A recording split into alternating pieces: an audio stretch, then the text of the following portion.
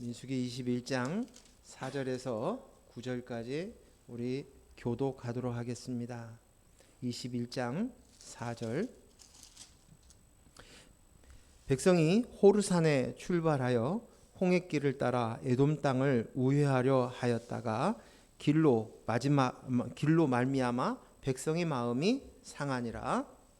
백성이 하나님과 모세를 향하여 원망하되 어찌하여 우리를 애굽에서 인도해 내어 이 광야에서 죽게 하는가. 이곳에는 먹을 것도 없고 물도 없으다. 우리의 마음이 이 하찮은 음식을 싫어하노라. 여호와께서 불뱀들을 백성 중에 보내어 백성을 물게 하심으로 이스라엘 백성 중에 죽은 자가 많은지라. 백성이 모세에게 이르러 말하되 우리가 여호와와 당신을 향하여 원망함으로 범죄하였사오니 여호와께 기도하여 이 뱀들을 우리에게서 떠나게 하소서.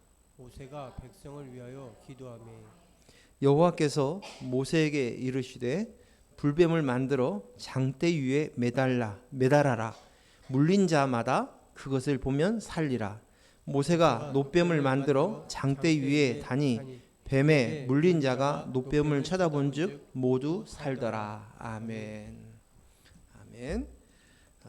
오늘 교회 설립주일을 맞이해서 오늘 노뱀을 보아라라는 말씀을 가지고 말씀을 나누도록 하겠습니다.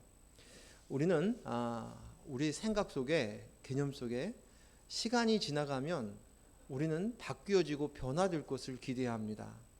특별히 신앙생활도 마찬가지인 것 같아요. 내가 신앙생활을 오래 했으니까, 또 오래도록 훈련을 받았으니까 이제 나는 바뀌어질 거야 라는 기대를 가지고 있습니다.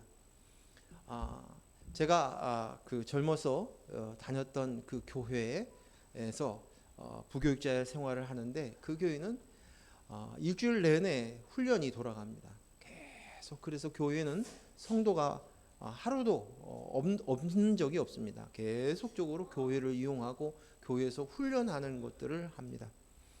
하지만 그 제자 훈련이나 여러 가지 성경 공부를 통하여서 변화되고 성숙되어지고 예수를 닮아갈 것이라는 것을 기대하는 것은 옳지 못합니다.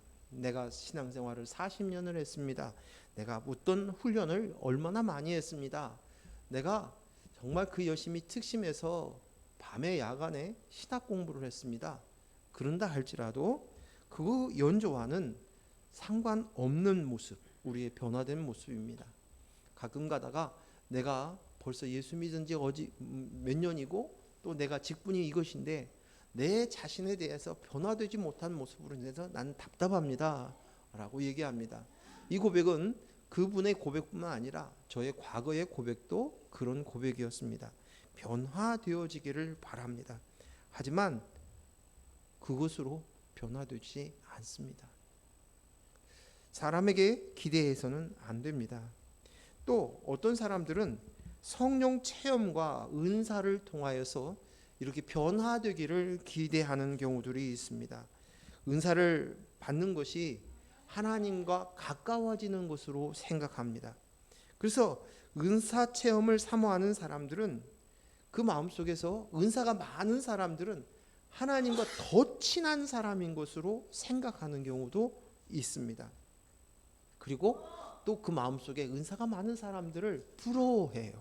부러워하고 그 사람처럼 되고 싶어하는 그런 마음들을 가지면서 은연중에 어떤 그 차등 계급이 있는 것처럼 그렇게 이야기하는 것들을 보기도 합니다. 그러나 이러한 성령 체험, 그것들이 잠깐의 유익은 있을런지 모르나 그것으로 인해서 사람이 변화되어질 것이다, 그리스도를 닮은 모습으로 바뀌어졌을 것이다, 그것은 아닙니다. 참 안타깝습니다. 성령 체험이나 신앙의 연조는 약간의 유익은 있을 수 있습니다. 그러나 오히려 이러한 것이 때에 따라서는 신앙생활 하는데 독이 되는 경우도 많이 있습니다. 왜냐하면 그것으로 인해서 내 연조와 내 훈련의 가지고 있었던 신앙생활하는 훈련의 스펙들, 그 다음에 성령 체험을 하고 은사를 가지고 있는 이런 것들이 오히려 그것으로 인해서 더 그리스도를 닮아가기보다는 나 이런 사람이야, 내가 나야를 강화시키는 독이 되어버리는 경우들도 쉽게 찾아볼 수 있습니다. 저도 과거에 이러한 생각이 있었던 것 같습니다.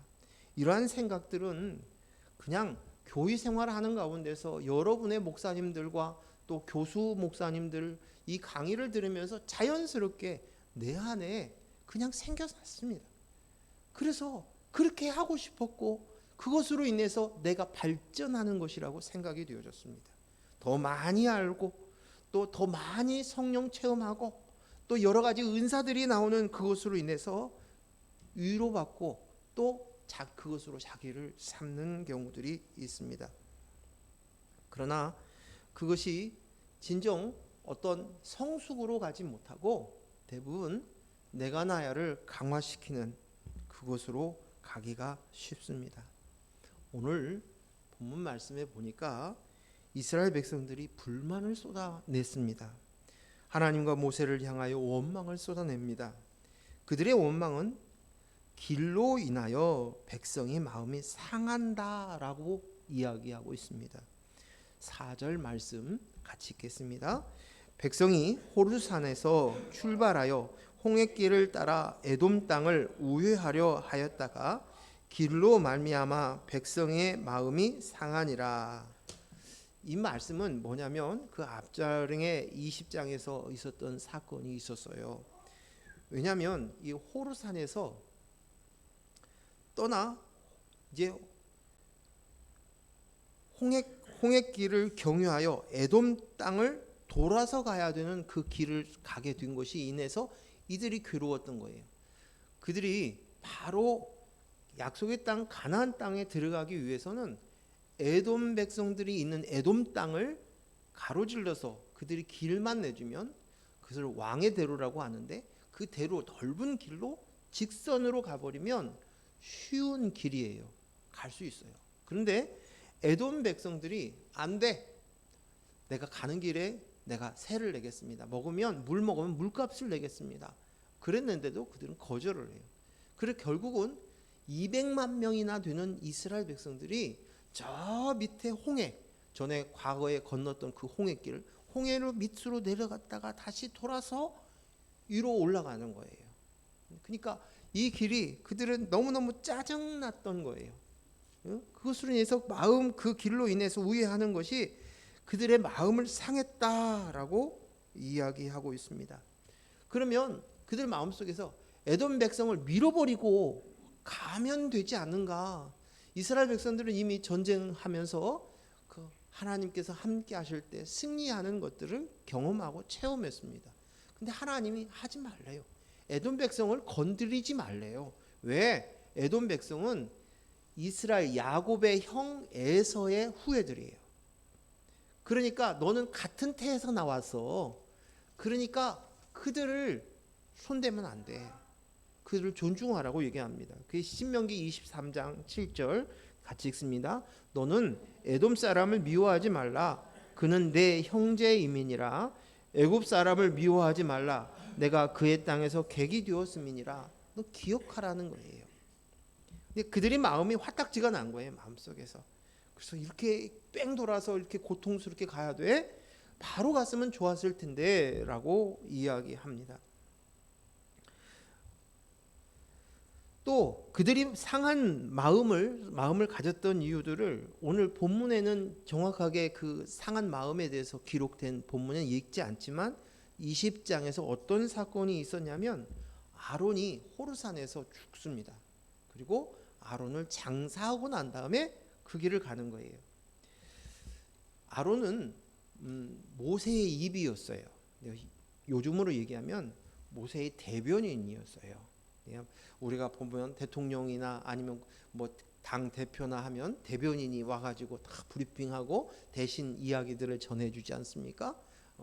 그런 것처럼 모세는 하나님 앞에서 말씀을 듣고 그 말씀을 대신해서 그 형 아론이 말씀을 전했어요. 그러면 백성은 모세가 더 심리적으로 가깝게 느껴지겠습니까? 아론이 더 가깝겠습니까? 그들이 맨날 보는 사람들은 아론이었어요. 더 친밀하게 감정적으로 가깝게 느껴졌는데 그 아론이 죽었어요. 뿐만 아니라 아론은 이스라엘 백성들의 제사장이에요. 제사장은 어떤 사람이냐? 제사장은 이스라엘 백성들의 죄의 문제들과 또 자신들의 간절한 간구하는 마음들을 가지고 하나님께 제사를 드리는 것이에요. 그러니까 즉 다시 말해서 이건 뭐냐면 선지자는 하나님의 말씀을 백성에게 전달하는 일이 선지자라면 제사장은 반대로 백성들의 죄와 백성들의 문제를 가지고 하나님께로 가는 거예요. 그러니까 아론은 제사장으로서 백성들의 편에 서서 그들의 죄의 문제를 가지고 제물을 가지고 하나님께 제사를 지내는 사람이었습니다. 그런데 그의 눈에 보였던 그 제사장, 언제나 듬직했던 제사장, 내 죄의 문제를 상담해주고 가르치고 또 그것을 위해서 제물을 바쳤던 아론이 죽고 나니까 그들의 마음이 더 힘들었던 거예요. 그래서 길을 돌아가는 가운데 그동안 40년 동안이나 길을 돌아왔는데도 불구하고 아론이 죽은 것들이 오늘 성경에는 기록되지 않았지만 심리적으로 많이 마음을 상하게 했을 것이라 라고 생각이 되어집니다. 또 그 원망의 상한 마음 가운데 쏟아진 내용이 오늘 본문 5절에 나와 있어요. 5절 내용을 한번 같이 읽습니다. 백성이 하나님과 모세를 향하여 원망하되 어찌하여 우리를 애굽에서 인도해내어 이 광야에서 죽게 하는가? 이곳에는 먹을 것도 없고 물도 없도다. 우리 마음이 하찮은 음식을 싫어하노라 하매. 여기 보니까 두 가지를 그들이 마음이 상한 이유가 그 원망이 두 가지가 있는데 하나는 왜 애굽에서 살게 하지 우리를 인도하여서 광야에서 죽게 하느냐, 이것이 원망이고, 두 번째는 먹을 것도 없고 물도 없다, 우리는 하찮은 음식을 먹게 합니까? 라고 먹는 것을 가지고 하나님께 원망하였다는 것입니다. 그들은 과거 애굽에서 400년 동이나 종로로 타였습니다. 그들의 삶은 굉장히 비참하였어요. 무조건 왕의 명령에 따라서 살아야 하는 것이 종이었습니다. 출애굽기에서 애굽에서 이스라엘 백성들의 생활을 기록되어 있는 것을 보았을 때 참으로 인간으로서는 받기 어려운 대우를 받고 살았습니다.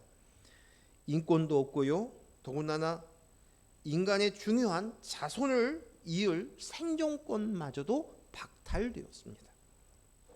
어린아이를 빼앗기고 죽여야 되었고 또 나일강에 던져야 되었습니다. 제가 그 TV를 보면서 그 어떤 다큐멘터리인데 소록도에서 생활한 그 한센슨 환자들의 삶을 기록한 내용의 다큐멘터리였어요. 근데 거기에서 이야기한 내용들이 그들이 당한 인권 유린에 대한 것들, 무조건적으로 그 한센스 병, 문둥병이죠. 그 병에 걸린 사람들은 무조건 소록도로 다 모아놓은 거예요. 그리고 난 다음에 그 나이 드신 사람이나 어린 아이나, 그래서 자기가 그 병에 걸리고 난 다음에 아버지가 그곳에 보내고 나서 아버지가 한쪽에서 울고 통곡하는 우는 그 소리를 들으면서 자기는 소록도로 들어가야 됐다. 그 이야기로부터 한 분이 이야기하는 거예요. 근데 그 조그마한 청년이 이제 크면서 그곳에서 여자를 만났어요. 여자를 만났는데 무조건적으로 그 수술을 시키는 거예요. 불임 수술을 시키는 거예요. 그런데 어찌어찌 하다가 그 가운데서도 아이가 태어나는 경우가 있대요. 그런데 아기가 태어나고 나면 그 아이를 빼앗긴대요. 격리시키는 거예요. 근데 이 병하고 상관없는데도 불구하고 빼앗겨서 아이를 못 보면서 멀리 그 아이들이 있는 그 장소를 바라보며 눈물로 세월을 보냈다라는 얘기를 들었어요. 그들이 가지고 있었던 인권이 얼마나 비참했을까라는 생각을 갖게 합니다. 그런데 오늘 이스라엘 백성들의 애굽의 생활은 더 비참했어요. 아이를 죽여야 되었어요. 떠나보내야 했어요. 아이를 그 나일강가에 모세처럼 떠나보내야만 되었어요. 아이가 나면 빼앗겨야만 되었던 것이에요. 이건 철저한 애굽에서 이스라엘 사람들의 인구를 산하를 제한하려고 하는 목적이었어요. 왜냐하면 이스라엘들이 처음 애굽에 갔을 때는 요셉을 기억하는 왕조였는데 그 사이 그 왕조가 바뀌었어요. 그래서 이제 이스라엘 사람들의 백성들이 많아지면 그러면 그들이 잠재적인 위험이라고 생각이 되어서 항상 경계하고 그리고 뭐 하나 하고 감시하고 학대하고 먹을 것도 하찮을 뿐만 아니라 지독한 노동을 시켰습니다. 그래서 아마 우리가 알고 있는 이집트의 애굽의 그 피라미드나 스핑크스나 뭐 여러 가지 그 건축물들 그런 것들에 동원되어 있지 않았을까라고 생각이 됩니다. 그런데 지금 이스라엘 백성들이 애굽 생활을 동경하고 있는 거예요. 그때가 좋았지 하면서 하나님과 모세에게 원망을 쏟아냈다는 것이에요. 근데 더 놀라운 것은 무슨 일이냐면 이들이 어떤 사람들이냐면 새로운 세대라는 거예요. 이미 20세 이상의 기존 세대들은 광야에서 다 죽었어요. 지금 남아있는 사람들은 이 모세뿐이에요. 그리고 우리가 알고 있듯이 갈렙과 여호수아 정도예요. 그런데 이 새로운 세대가 애굽을 그리워하는 거예요. 그렇다면 그들의 애굽의 기억들이 어땠을까요? 어린 시절에 겪었던 것 아니면 광야에서 새로 출생된 세대예요. 그리고 하나님께서는 광야에 40년 동안 하나님의 말씀인 율법을 모세를 통해 보내주셨고 그들은 그 모세의 율법을 통해서 철저하게 신앙 교육을 시켰던 자들입니다. 그런데 그들이 어렸을 때 잠깐의 치욕을 갖고 있거나 아니면 그 애굽에 대한 경험을 하나도 하지 않았던 그들이 애굽이 좋았다고 이야기하는 거예요. 애굽에서 살았으면 더 좋았을 것을 우리가 왜 이런 대우를 받고 사느냐라고 이야기하고 있는 것입니다. 여기에서 제가 의문이 생기는 거예요. 40년 동안이나 모세에게 하나님의 율법을 받은 모세에게 직접 교육을 받았어요. 훈련을 받았어요. 그리고 하나님의 임재하는 것을 보았어요. 매일매일 하나님이 다스리시는 것을 보았어요. 불기둥과 구름기둥을 먹었어요. 매일 하늘에서 하나님이 주시는 만나를 먹었어요. 수많은 전쟁을 통해서 하나님이 그들을 위해서 싸우시는 것들을 보고 경험했었어요. 목마르다 했을 때는 물이 나오게 하셨어요. 그랬는데도 불구하고 그들은 애굽이 좋다는 거예요. 애굽에서 죽었을 것을. 자, 그들이 이야기하고 있는 그것이 뭐냐면 우리를 왜 광야에서 죽게 한다는 것이에요. 무덤의 문제예요. 장사의 문제예요. 이것을 들고 있는 거예요. 애굽 사람들은요, 아주 내세에 대한 신앙이 강했어요. 그래서 장사 문화가 발전했어요. 바로가 처음 등극하면서 뭘 시작하냐면 자기가 거할 무덤을 만드는 것이 피라미드예요. 왕이 등극하면서부터 나이가 몇 살이든지 간에 어린 나이임에도 불구하고 평생 그것을 짓게 만드는 거예요. 노동에 시키는 거예요. 화려한 장례 문화가 있어요. 그런데 자신들은 지금 광야에서 죽는다는 거예요. 길거리에서 매장되게 하시느냐라고 얘기합니다. 저도 지난주에 저희 아버님 위에 그 큰아버님이 소천을 하셔서 장례식장에 갔습니다. 그런데 그 장례 문화가 이렇게 쭉 보게 되면 장례식은 돌아가신 분들을 추억하고 돌아가신 분들을 추억하고 또 그 슬픔을 맞이한 유족들을 위로하는 장소가 되는 것이 장례입니다. 한데 제가 보니까 구석에 보니까 그 장례식을 통하여서 우리 가문이 어떤 가문이고 우리가 얼마나 힘이 센지 우리가 어떤 배경을 가지고 있는지 그리고 또 우리 자손들이 얼마나 잘 되고 잘 나가는지를 과시하는 용어로도 사용하는 거예요. 그런 것을 보는 거예요. 오는 사람들도 보면서 화 안에 뭐가 있는가, 뭘 했는가, 또 그런 것들을 가지고 남겨져 있는 사람들이 그리고 유족들이 똑같이 그 장례 문화를 통해서도 내가 나야를 찾는 거예요. 인본을 드러내는 것이 강화시키는 모습을 줍니다. 그 장례를 치르는데 화려하게 치르지 못하는 가족은 왠지 불효했다고 생각을 하기도 하고 또 사람들 앞에서 쪽팔린다고 얘기를 합니다. 낙담을 하는 경우들도 저는 보았습니다. 또 제가 장례를 치르면서 어떤 일들을 보냐면 장례를 치르는데 가면 이제 여러 선택해야 될 일들이 많아요.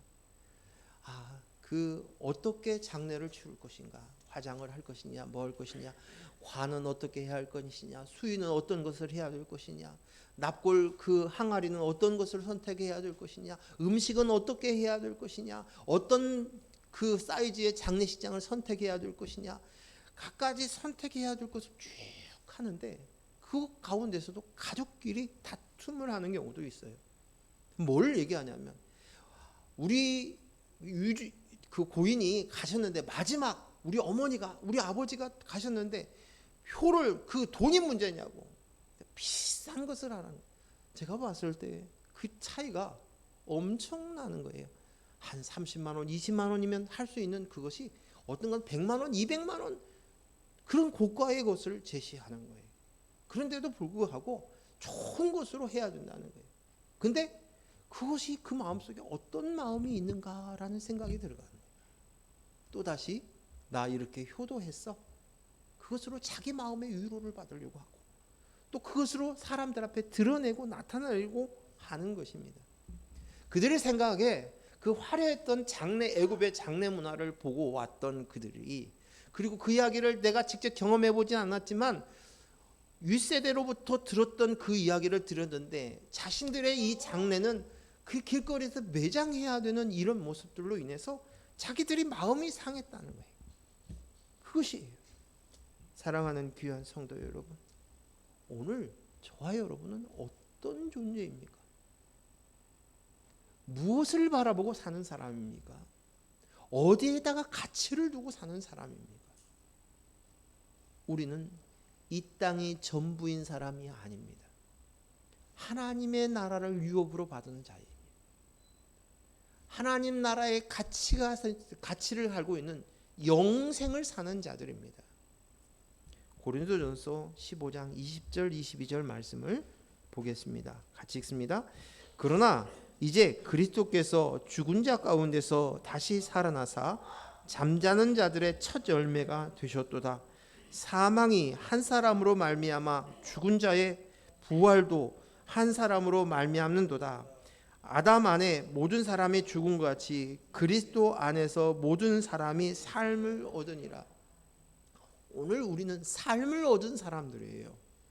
이 세상 사람들은 이 땅에 흙이 다이고 땅에 있는 사람들이 전부인 사람들이에요.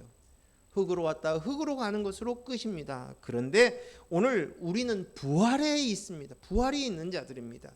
그리스도 안에서 우리에게 삶이 있다. 생명을 얻은 자이다. 생명 있는 자들이 생명 없는 자같이 살아서는 안 되고 그 가치관으로 살아서는 안 되고 그 삶이 없는 그들의 평가와 판단으로 영향받아서는 안 되는 것입니다. 고린도전서 15장 밑에 45절 49절 읽습니다. 시작. 기록된 바 첫사람 아담은 생명이 되었다 함과 같이 마지막 아담이 누구예요? 예수님이시죠. 마지막 아담은 살려주는 영이 되었나니 살려주는 영이 뭐예요? 살려주는 영, 예수님이 주셨던 그리스도의 영이죠. 그리스도의 영, 예수님 마지막 아담 예수 그리스도로 인해서 살려주는 영, 그리스도의 영을 받아서 산 자다 그 말이죠. 46절 그러나 먼저는 신령한 사람이 아니요 육의 사람이요 그 다음에는 신령한 사람이에요. 우리가 어떤 사람이에요? 신령한 사람들이에요. 우리는 육의 사람이 아니라는 것이죠. 47절 첫 사람은 땅에서 났으니 흙에 속한 자이거니와 둘째 사람은 하늘에 나셨느니라.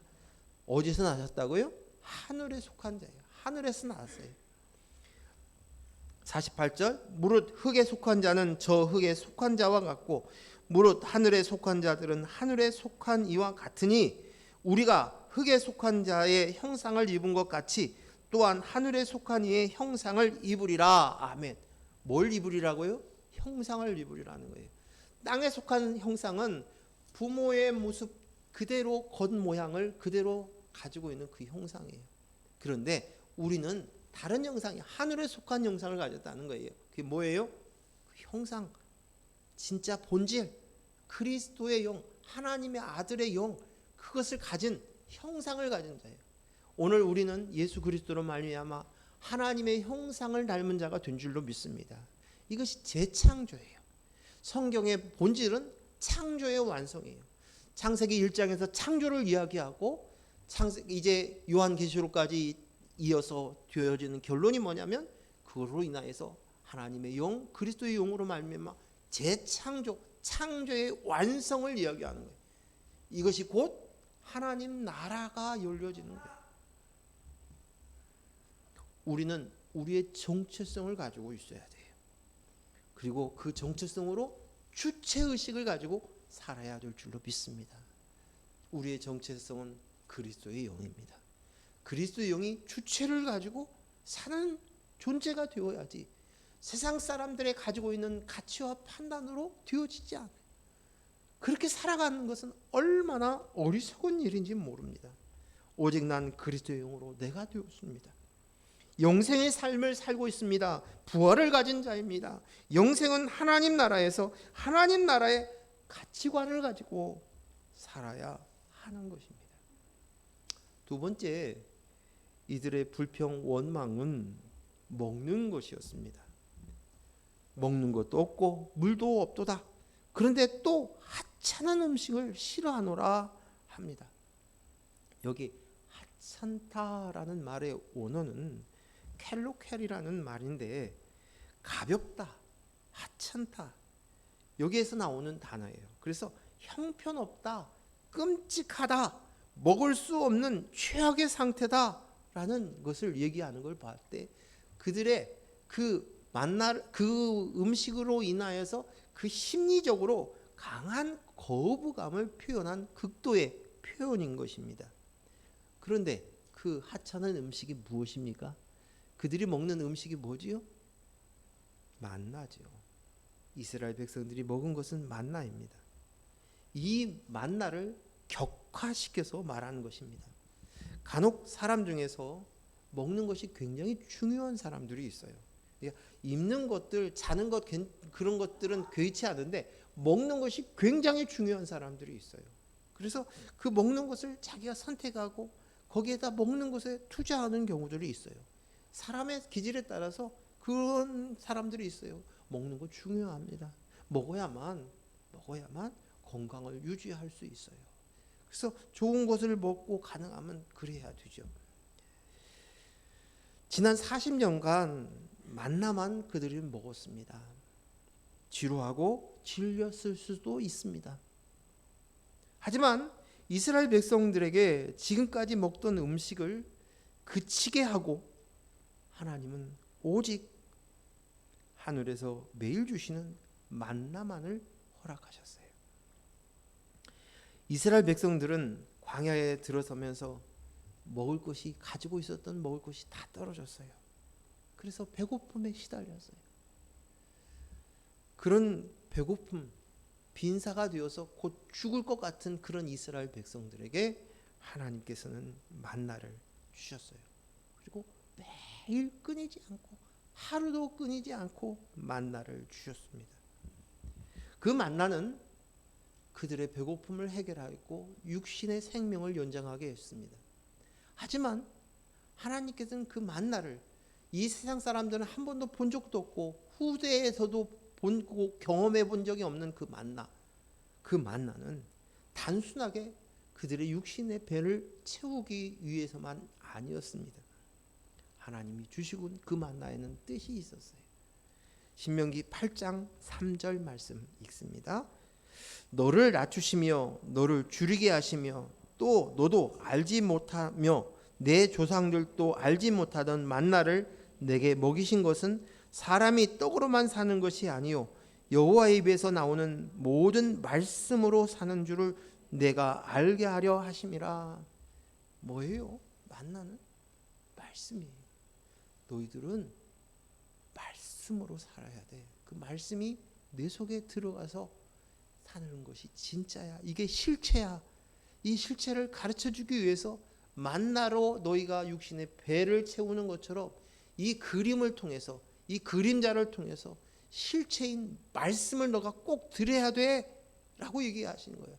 예수님이 이 땅에 오셔서 말씀 되신 예수님이 이 땅에 오셔서도 시험 당하셨을 때 이 돌로 떡을 만들어서 내 배를 채워라고 얘기했을 때 이 말씀을 그대로 인용해서 이야기합니다. 사람이 떡으로만 사는 것 아니야. 여호와의 입에서 나오는 거 그 말씀으로 살아야 이게 진짜야. 이것이 영생의 삶이야 라고 가르쳐 준 것입니다. 신명기 8장 16절 말씀 읽습니다. 내 조상들도 알지 못하던 만나를 광야에서 내게 먹이셨나니 이는 다 너를 낮추시며 너를 시험하사 마침내 내게 복을 주려 하심이었느니라. 오늘 이것이 이 만나가 너에게 만나를 먹인 것은 그 결국은 뭐냐면 너에게 복 주려고 하는 거야. 그걸 가르쳐 주려고 하는 거야. 그런데 이 복을 주는데 이 광야에서 내게 먹인 것은 너를 낮추시고 너를 시험하사 그거예요. 이 말씀이 굉장히 중요해요.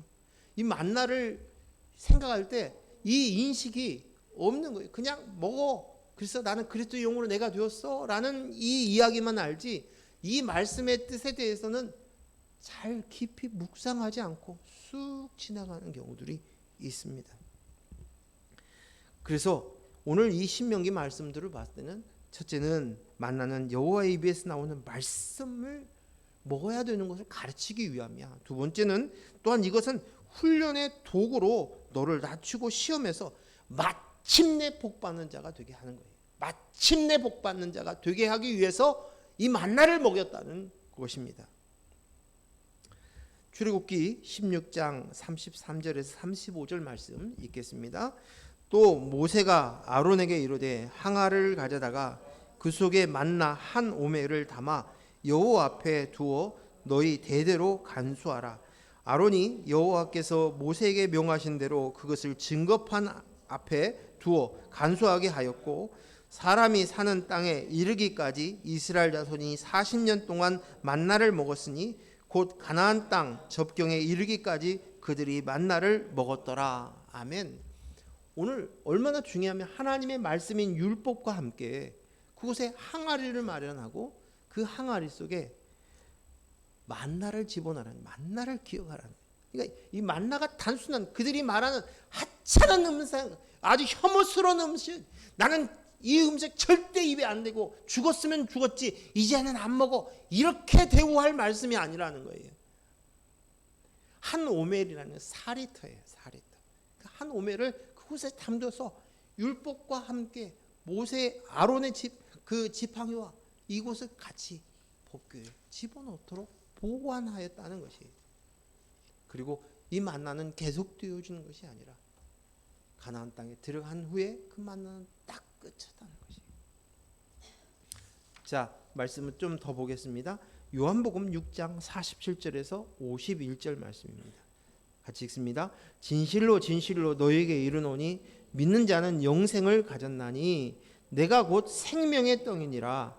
너희 조상들은 광야에서 만나를 먹었어도 죽었거니와 이는 하늘에서 내려온 떡이니 사람으로 하여금 먹고 죽지 아니하는 것이니라. 나는 하늘에서 내려온 살아있는 떡이니 사람이 이 떡을 먹으면 영생하리라. 내가 줄 떡은 곧 세상에 생명을 위한 내 살이니라 하시니라. 아멘. 우리 예수님께서 하신 말씀이에요. 그 만나는 바로 예수 그리스도를 상징한, 예수 그리스도가 아니면 너는 생명을 얻을 수 없어. 생명의 떡을 얻어야 돼. 먹어야만 너는 살 수 있어. 너희가 만나를 먹어서 너희 육신의 배를 채우고 육신의 그 생명을 얻은 것처럼 똑같이 바로 그 만나는 예수 그리스도신데, 예수 그리스도는 생명의 떡이야. 그 생명의 떡을 너희가 먹어서 생명을 얻으라고 이야기합니다. 육신을 위해서 만나를 주어 생명을 얻은 것 같이 예수 그리스도의 생명의 떡, 십자가의 보혈을 먹고 마심으로 참 생명, 영생을 얻으라는 말씀입니다. 그런데 여기에서 예수님께서, 생명의 떡이신 예수님께서 떡이 되시기 위해서 뭐를 하셨냐? 십자가를 지시기 전에 제자들에게 하신 말씀이 있어요. 뭐라고 했어요? Follow me, 나를 따르라. 나를 따르라. 예수님 뭐 할 건데요? 십자가를 지시려고 가시는데, 너희도 나를 따르라. 자기를 부인하고 제 십자가를 지고 나를 따르라고 이야기합니다. 만나는 육신의 배를 채우는 것뿐만 아니라 연단과 훈련의 도구로 사용되었어요. 하나님 나라 가나안을 들어가기 위해서, 준비하기 위해서는 그 만나를 먹는 것이 그들에게는 훈련이었다는 거예요. 훈련. 지긋한 것이었지만 그것을 먹어야만 되었습니다. 우리는 하늘의 만나를 먹어야만 합니다. 근데 이 만나를 매일매일 먹어야 돼요. 우리가 잘 알고 있듯이 만나를 며칠치를 미리 모아놓으면 그 다음엔 썩은 내가 진동을 하는 거예요. 그래서 매일매일 내가 먹을 만큼 일용할 양식을 먹어야 되는 거예요. 우리가 주기도문에서 얘기하시는 그 일용할 양식을 주옵시고 하는 그것이에요. 예수 그리스도를 매일 먹어야 되는 거예요. 매일 먹어야 되는 거예요. 하루 먹었다고 해서 그 다음날 안 먹으면 안 되는 거예요. 오늘 먹었다고 해서. 그래서 이 말은 뭐냐면, 사도 바울 선생님이 뭐라고 얘기해요? 나는 매일 죽노라. 매일 죽노라. 나를 부인하고 내 십자가를 지고 따르는 거예요. 그 십자가를 진다는 것은 다른 것이 아니에요. 예수 그리스도께서 십자가에 못 박혀 죽으신 것을 아는 것으로 인식하는 것이, 이것이 내 십자가를 지는 거예요. 내 머리는 그리스도지, 예수 그리스도의 십자가를 통해서 주신 그리스도가 내 안에 있지, 그리스도가 머리이지, 난 오직 그리스도의 영으로 납니다 하는 것이 오늘 자기를 부인하는 거예요. 이것이 바로 광야에서 이스라엘 백성들이 너 그냥 된 게 아니라 만나를 통해서 낮추시고 훈련하시기 위함이다. 이제 신약으로 와서 예수, 그 본체인 만나의 본체이신 예수 그리스도 오셨어. 그 예수 그리스도께서 생명의 떡이 되셨어. 십자가에 오르셨어. 근데 이제 그 십자가로 인해서 너희가 죄사함을 받았고, 그것으로 인해서 주신 떡이 뭔지 알아? 그리스도야. 그리스도의 영이야. 너는 이제 예수님을 따라야 돼. 자기를 부인하고 매일매일 나는 오직 그리스도의 영으로 납니다. 내가 육신으로 사는 자가 아닙니다. 내가 나가 주인이 아닙니다. 나는 죽고 주님이 삽니다. 이 훈련을 사는 것이 십자가의 길인 거예요. 훈련인 것이에요. 그것으로 살으라는 메시지가 그 속에 있는 거예요. 이스라엘 백성은 40년 광야 학교에서 매일 배우고 훈련했지만 그들이 가지고 있었던 내가 나야는 없어지지 않은 거예요. 여전히 내가 나야가 하나님을 잘 섬겨야지, 잘 믿어야지, 하나님께 잘 보여야지, 하나님 앞에 칭찬받아야지, 내가 하나님의 말씀을 줄줄줄줄 외우고 암송해야지, 그대로 살려고 노력해야지, 내가 하나님 말씀대로 살려고 몸부림치며 살 거야. 그랬는데 오늘 그들은 여전히 변화되지 않고 원망과 불평을 하는 거예요. 내가 나야 해서 가능성을 볼 수 없다는 것이에요. 이 착각을 버려야 된다는 거예요. 직분이 그것으로 내가 나를 찾을 수 없어요. 목사이면서 웬걸요? 형편없습니다. 이건 내가 목사이니까 그런 얘기를 할 수 있는 것이겠죠. 그런 거. 내가 신앙의 연조가 어머니의 뱃속에서부터 그랬습니다. 내가 얼마나 기도를 많이 하는 줄 아세요? 내가 은사를 얼마나 많이 체험한 줄 아세요? 내가 어떤 은사가 나오는 줄 아세요? 나한테 기도받으려고 사람이 줄을 섰습니다. 내가 예언도 하고요, 방언도 하고요, 통역도 합니다. 그것으로 될 수 있는 것이 아닙니다. 그들은 하나님이 행하시는 것을 보았어요. 그들은 하나님을 경험했던 자들이었습니다. 그들은 하나님의 말씀을 직접 받은 자들이었습니다. 그리고 그들은 원망과 불평을 할 때마다 하나님 앞에 회개하였을 때 하나님이 용서해 주시고 다시금 그들에게 격려해 주시는 모습들을 매일매일 경험했어요. 하나님의 임재의 상전을 눈으로 직접 보았어요. 우리는 못 보았는데 그 지성소 위에 구름 기둥의 모습을 보면서도 보았어요. 체험했어요. 알았어요. 그런데 그들의 실상은 애굽이 좋다는 거예요. 애굽을 동경해요. 그리워해요. 그들 마음속에 이 애굽은 세상을 상징하지 않습니까? 세상 그거 좋다는 거예요. 나 천국 가는 거 그건 됐고요. 그거 좋죠. 근데 내가 당장 이 눈앞에 보여지는 이것을 통해서 내가 위로받고 싶다는 거예요. 거기서 나를 찾고 싶다는 거예요. 나를 증명하고 싶다는 거예요. 이걸 하고 싶다는 거예요. 여전히 내가 하나님께 가면 이런 수준밖에 될 수 없어요. 내가 나야가 할 수 있는 일은 조금 더 고상해지고 조금 변화는 있을런지 모르지만 똑같다는 거예요. 냄새나고 구린내 나고 추한 모습들이 여전히 있다는 것이에요. 물론 그리스도의 영으로 나입니다로 사는 것이 결코 쉬운 일은 아닙니다. 만나만 먹고 배부르는 것은 쉬운 일이 아닙니다. 하지만 이것은 차원이 달라요. 선택사항이 아니에요. 이것은 생명의 문제예요. 생명의 문제. 이거 하나면 죽습니다. 생명을 얻을 수 없어요. 죽고 사는 문제예요. 죽고 사는 문제가 이상 더 중요한 일이 어디 있습니까? 그리스도의 영, 그 생명의 떡으로 먹고 자기를 부인하고 예수님을 따르는 그 제 십자가를 지고 따르는 이것을 하지 않으면 안 되는 거예요. 암 환자는 죽기 살기로 운동을 합니다. 왜요? 운동하지 않으면 죽습니다.